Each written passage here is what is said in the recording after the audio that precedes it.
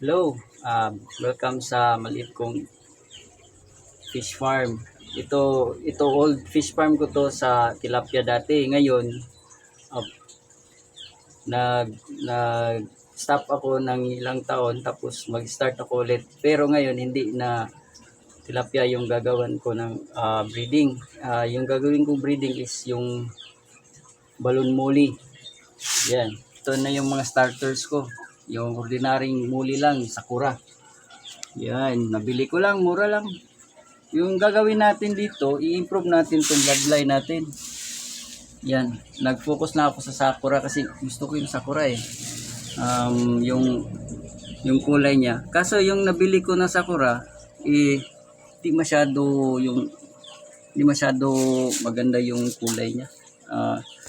Yung nagpaka-orange pa, yung parang red orange lang ba. Hindi siya masyado yung pula talaga or pink.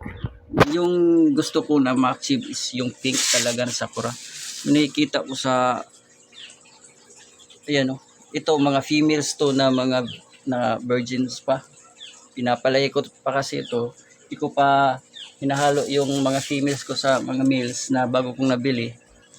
Kasi gusto ko yung females na to, gusto ko pang lumaki, lumubo pa sila para marami yung yield, para marami tayong mapili. So yan yung first step na gagawin ko. I-document ko to. Tingnan natin kung anong improvement after 3 months. Everyday ako magdo-document. So ito yung starting day 1 to. So ito yung mga mulis ko. Yan. Yan.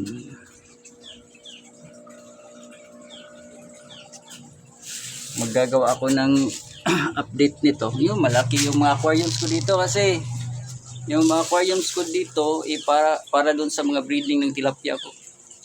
So meron ako ditong malaking pan sa tilapia ko dati. Ito gagawin ko tong exclusive sa mulis lang. Yan. Malaki-laki din yung isdaan ko dito. So mag-concentrate ako sa mulis na sakura, balloon muli. Kasi may nakita ako dun sa na-post eh. Maganda talaga yung mulis na sakura niya.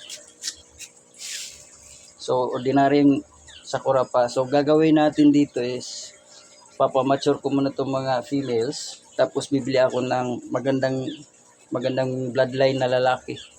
Ihalo ko dito. Tignan natin kung anong yung resulta. Yan.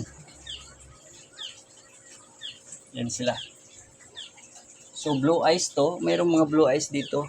Mga materials lang to, hindi to yung mga show grade. Hindi to yung magaganda talaga. So i-update ko kayo para makita nyo yung yung resulta. Thank you guys.